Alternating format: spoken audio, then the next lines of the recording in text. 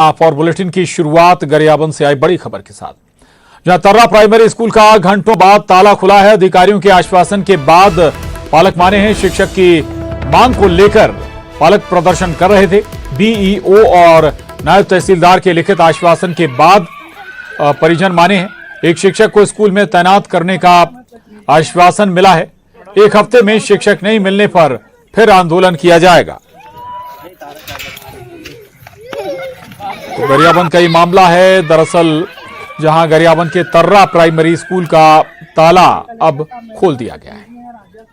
School के gate में ताला जड़ने के बाद ग्राम तर्रा में बीओ और यहां पर तहसीलदार पहुंचे और पालकों के साथ चर्चा करने के बाद देखिए आश्वासन के बाद स्कूल का गेट खोला जा रहा है, जहां तमाम बच्चे अब पढ़ने जा रहे हैं। और एक लिखित में बीओ ने इन्हें एक दिया है आश्वासन कि एक सप्ताह के अंदर शिक्षक की व्यवस्था हो जाएगी और साथ ही यहां अभी वैकल्पिक व्यवस्था की गई है। इस बात को लेकर ग्रामीण कितना संतुष्ट है, इन्हीं से जानेंगे। क्या संतुष्ट है इससे? अभी तो जो व्यवस्था है उससे संतुष्ट है। अगर एक हफ्ते के अंदर शिक्षक नहीं आता तो फिर से तालाबंदी किया जाएगा। ताला खोला गया है अभी ताला खोला गया, अध्यापन कार्य चालू है। जी बिल्कुल, ताला अभी खोला गया है। अगर शिक्षकों की व्यवस्था नहीं होगी तो क्या आगे ऐसी तालाबंदी करेंगे? अगर शिक्षकों की व्यवस्था नहीं होगी तो फिर से हम तालाबंदी करेंगे। जी बिल्कुल, देखिए कि ये तर्रा का स्कूल है, शासकीय प्राथमिक शाला शंकर नगर का, जहां शिक्षकों की कमी को लेकर आज तमाम बच्चे जो हैं पालकों के साथ ताला जड़ दिए थे। पेड़ के नीचे पढ़ाई कर रहे थे और उसके बाद घंटों भर बाद जो है यहाँ पर अधिकारी पहुंचे और काफी मनाने के बाद ग्रामीण मान गए हैं और ताला को खोल दिए हैं।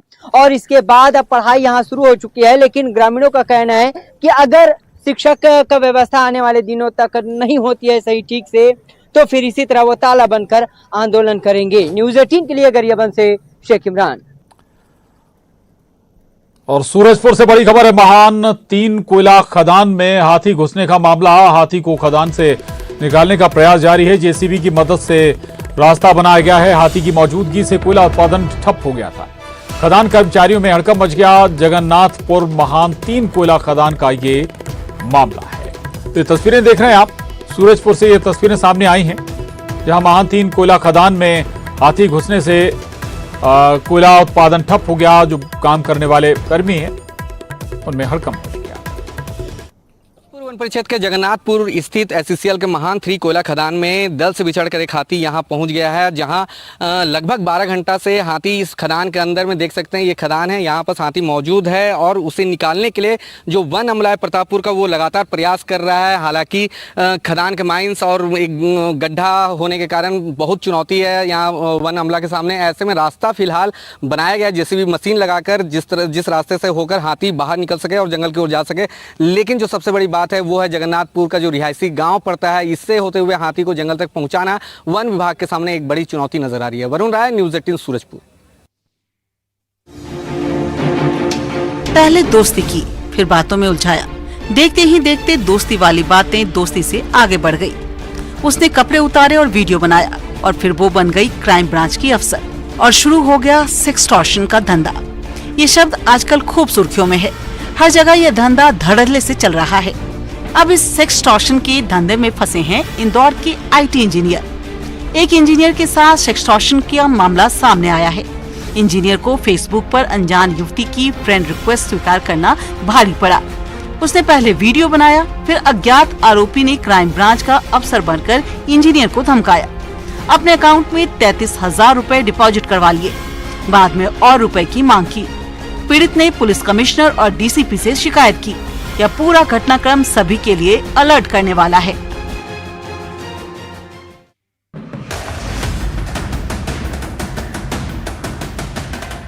नवा रायपुर के तूता प्रदर्शन स्थल पर विद्या मितान शिक्षकों का प्रदर्शन जारी है। कर्मचारी नियमितीकरण की मांग को लेकर विगत कई सालों से प्रदर्शन करते आ रहे हैं। नियमितीकरण नहीं होने से काफी नाराज हैं। एक बार फिर कर्मचारियों ने विरोध प्रदर्शन किया, लेकिन इस बार प्रदर्शन कुछ अलग है। दरअसल कर्मचारियों ने घुटने टेक कर आंदोलन किया है और सरकार को जगाने का प्रयास किया। कर्मचारी उस सरकार को जगाने की कोशिश कर रहे हैं जो सालों से सोई हुई है और नियमितीकरण की मांग पर चुप्पी साधे हुए है। प्रदर्शन में सैकड़ों कर्मचारी शामिल हुए।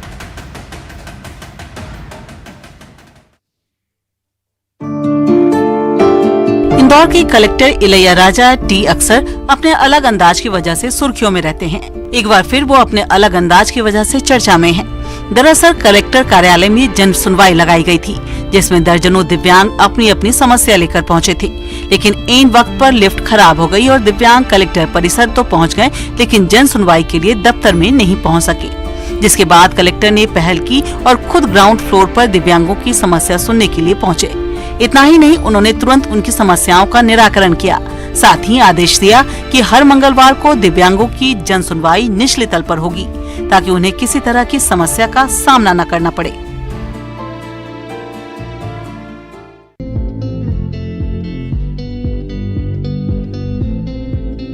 स्वच्छता में नंबर 1 इंदौर को स्वास्थ्य में भी नंबर 1 बनाने की पहल पंचकुइया स्थित बीर बागीची हनुमान मंदिर में सोमवार को की गई। इसमें बीर अलीजा हनुमान मंदिर की 1.25 लाख की दवाइयों से श्रृंगार किया गया। दवाइयों और अस्पताल की थीम पर सजे हनुमान जी को निहारने सैकड़ों की संख्या में भक्त पहुंचे।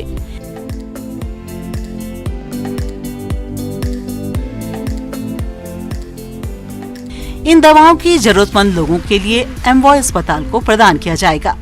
बीर बागीची के गादीपति बाल ब्रह्मचारी पवनानंद महाराज ने बताया कि देश में संभवतः बीर बागीची पहला मंदिर है जहां पहली बार दवाइयों से श्रृंगार किया गया। गर्भगृह से लेकर मंदिर परिसर के बाहरी हिस्सों को दवाइयों से सजाया गया।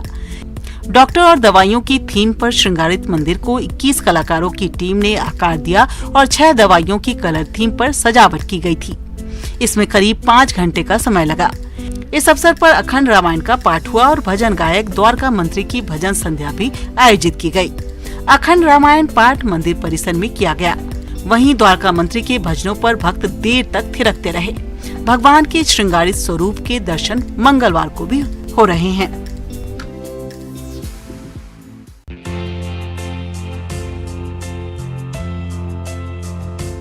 अब व्यापार कौन करेगा, गांव में कौन आएगा कौन जाएगा, इसका फैसला हुआ है।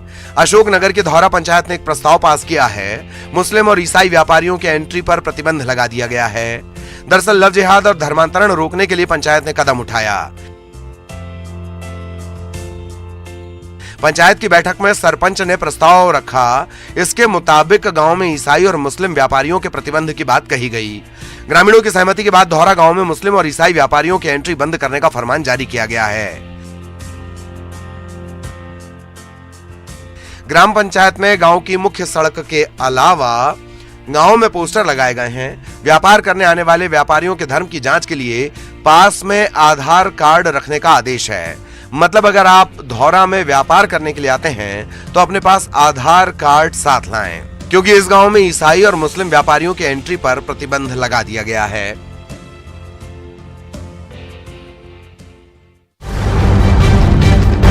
सड़क पर सरेआम गुंडागर्दी की ये तस्वीरें इंदौर से आई हैं, जो कई सवाल खड़े करती हैं। पर सवाल पर बाद में आएंगे, पहले ये पूरी तस्वीर देखिए। देखा एक्शन से भरी इस तस्वीर को, जहां 2 स्कूटी सवार सरेराह एक शख्स की पिटाई कर देते हैं। कुछ लोग जब बीच बचाव करने आते हैं तो उन पर भी हमला कर दिया जाता है। लोग शोर शराबे की आवाज सुनकर बाहर अपने घरों से आते हैं और वीडियो बना लेते हैं। लेकिन हद तो तब हो गई जब पास में पुलिस स्टेशन होने के बाद भी पुलिस नहीं पहुंची और न ही सड़क पर कहीं पुलिस दिखाई दी। तो सवाल ये है कि साकेत नगर से पलासिया रोड के बीच कमिश्नर कार्यालय के सामने मारपीट हो रही थी, तो फिर पुलिस कहां थी? और क्या इंदौर में बदमाश इतने बेखौफ हो गए हैं कि सरेराह गुंडागर्दी करते चलते हैं?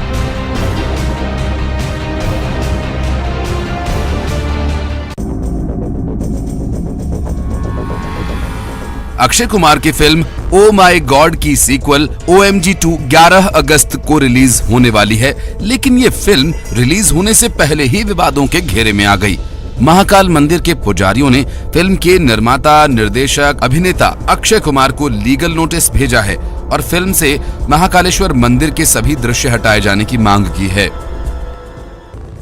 OMG2 को सेंसर बोर्ड ने A सर्टिफाइड किया है, यानी इस फिल्म में 18 साल से कम उम्र के लोगों के लिए देखे जाने योग्य दृश्य नहीं है, जिसके अनुसार अनुमान ये लगाया जा रहा है कि फिल्म में अश्लील दृश्य होंगे।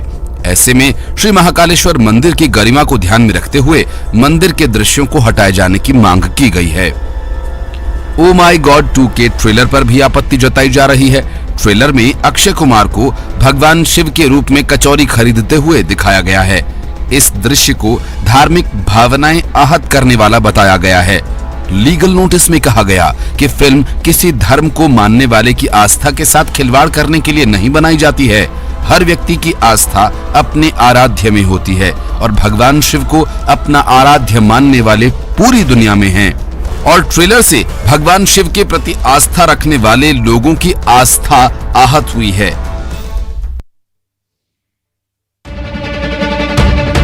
आखिर कौन है जो खंडवा के अमन का दुश्मन बना हुआ है? क्यों खंडवा की सड़कों पर पत्थरबाजी हो रही है? क्यों खंडवा में माहौल खराब है? पहले तस्वीरें देखिए, समझिए कि आखिर हुआ क्या है। जय हिंदू राष्ट्र ने कांवड़ यात्रा निकाली। इस दौरान जब कांवड़ यात्रा कहारवाड़ी क्षेत्र में पहुंची तो कुछ असामाजिक तत्वों ने पथराव कर दिया। तस्वीरें आप देख सकते हैं पथराव की। यात्रा के दौरान एक शख्स बीच भीड़ से निकला और बिजली मीटर पर डंडे से प्रहार करने लगा। ऐसा लगता है जैसे अंधेरा करने की कोशिश की जा रही है। वहीं इस भीड़ से कुछ और लोग निकलते हैं जिनके हाथों में डंडे और हथियार होते हैं, जो कांवड़ के सदस्यों की पोशाक पहने हुए हैं और फिर डंडा चलाना शुरू कर देते हैं। कुछ लोग पत्थर भी चलाते हैं, जिसके बाद वहां अफरा तफरी मच गई। मौके पर पुलिस पहुंची और मोर्चा संभाला। भीड़ को संभालने के लिए हल्का बल प्रयोग भी करना पड़ा। कलेक्टर समेत तमाम आला अधिकारी मौके पर पहुंचे। स्थिति को गंभीर देखते हुए पुलिस बल तैनात कर दिया गया। लेकिन सवाल ये है कि आखिर कौन खंडवा के अमन का दुश्मन बना हुआ है?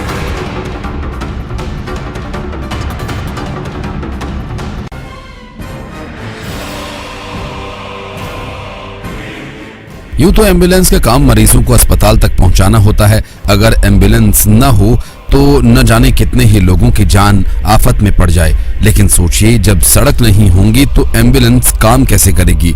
एम्बुलेंस क्या हवा में उड़कर चलेगी? अब इस तस्वीर को ही देख लीजिए। सीहोर के बहरुंदा के छापरी से आई तस्वीर, जहां मरीजों को अस्पताल तक पहुंचाने के लिए एम्बुलेंस को ट्रैक्टर से खींच कर लाया गया। दरअसल एक एम्बुलेंस